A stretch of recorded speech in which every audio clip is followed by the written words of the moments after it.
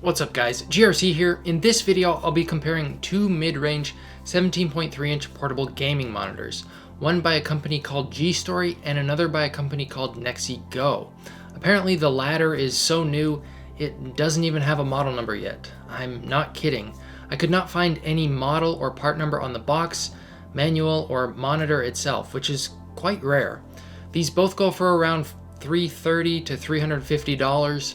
Placing them in what I would call the mid-range portable gaming market, with of course the Asus Strix XG17 great name by the way, being at the top of the food chain, starting at a whopping $500. It is worth pointing out that $500 also gets you a built-in rechargeable battery, which is absent from these two units. Timestamps will be below in the comments section and also embedded right into the video if you want to skip around. Enough jibber jabber, let's get into it. First up is build and aesthetics. Personally, I prefer the more subtle design of the NexiGo.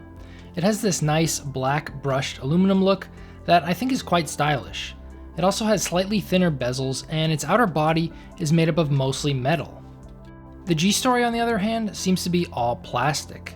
It has a matte gray finish that I just don't care for as much.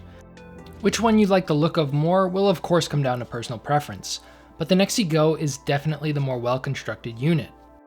They both come with a protective magnetic cover that doubles as a stand, but the NexiGo also includes a separate plastic stand, which is a nice addition. Next up is port selection. Both have USB Type-C ports, one for power and one for both video and power. However, running a single USB-C cable on the G-Story for both video and power locks the brightness to 3 out of 100 on the OSD. Really not sure why it's been implemented this way. The NexiGo monitor and my personal main monitor, the Asus XG17 had no issues running on max brightness off a single cable for both video and power. You also get a 3.5mm headphone jack on both. For video, you get a mini HDMI on the G-Story and a full-size HDMI on the NexiGo. You also get a micro USB port on the G-Story and a full-size USB port on the NexiGo for data pass-through. I do want to add that G-Story does provide a male micro USB to female USB adapter, which is good to see. Overall, this one is pretty close, but I'm giving the edge to the NexiGo.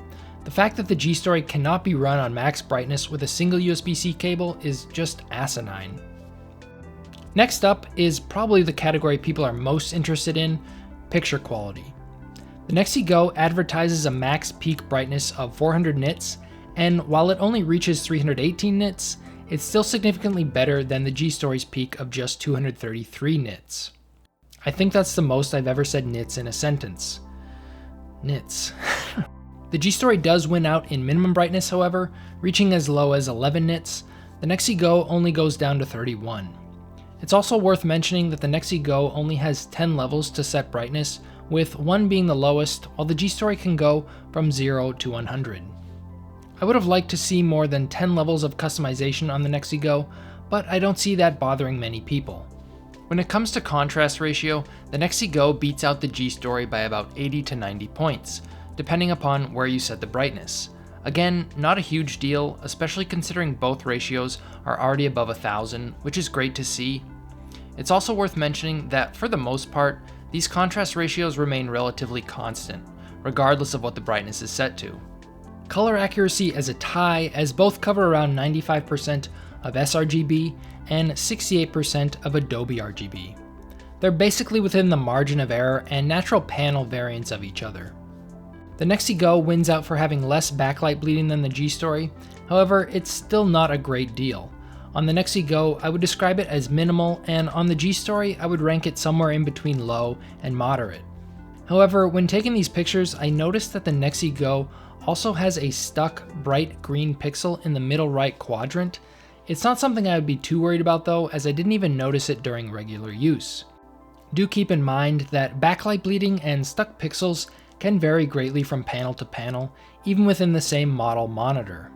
I'm also happy to report that both monitors appear to be flicker-free at all brightness settings, free of PWM or pulse width modulation.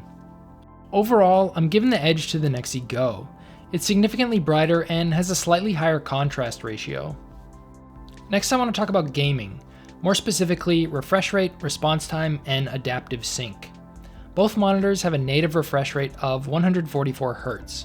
The G-Story, however, can be overclocked to 165. This simply involves selecting 165 Hz in Windows.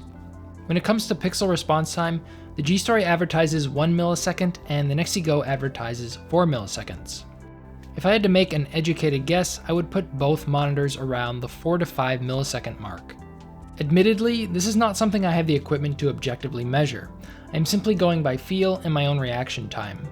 I have noticed on certain 144 Hz gaming laptop displays that if the pixel response time is 6 milliseconds or above, my brain will be ready to act before I can clearly see the image on the monitor.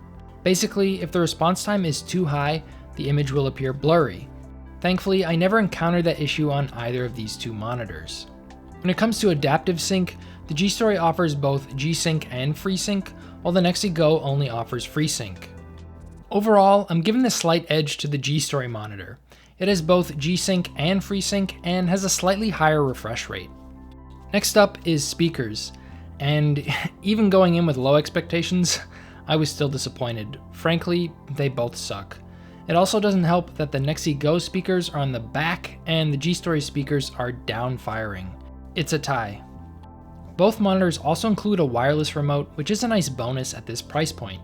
Not even the much more expensive Asus 17.3 inch 240 Hz monitor offers this. The NexiGo, despite not including a battery for its remote, which is rather annoying, is the clear winner here. It's much more responsive. With the G-Story's remote, there's about a half-second delay between each button press. On the plus side, the G-Story remote does include batteries. It takes two AAAs, and the NexiGo remote takes a single CR2032 battery. Overall, I have to recommend the NexiGo over the G-Story. It has the significantly brighter display and more robust build. There's also just a few odd quirks that put the G-Story monitor at a disadvantage, mainly the clunky remote and inability to change brightness when running off a single USB-C cable. I think the only reasons to go for the G-Story monitor are if minimum brightness or G-Sync are a top priority for you. In all other cases, I think the NexiGo is the better buy. And at the time of this video, it's only $20 more than the G-Story. Anyway guys, that's going to do it for this video. As always, I hope you found it helpful. If you'd like to see more head-to-head versus style videos like this one, be sure to hit that subscribe button. This is my first time doing a video review of any kind of computer monitor, so feel free to let me know if you think there's anything I missed or that could be improved upon. Also, if you have any questions, be sure to leave them below in the comment section, and I'll do my best to get back to you. Stay safe, and I'll see you guys in the next one. Peace.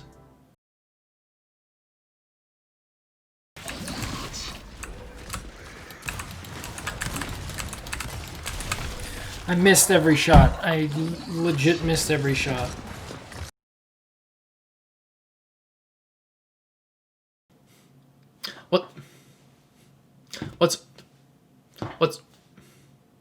What's up, guys? GRC here,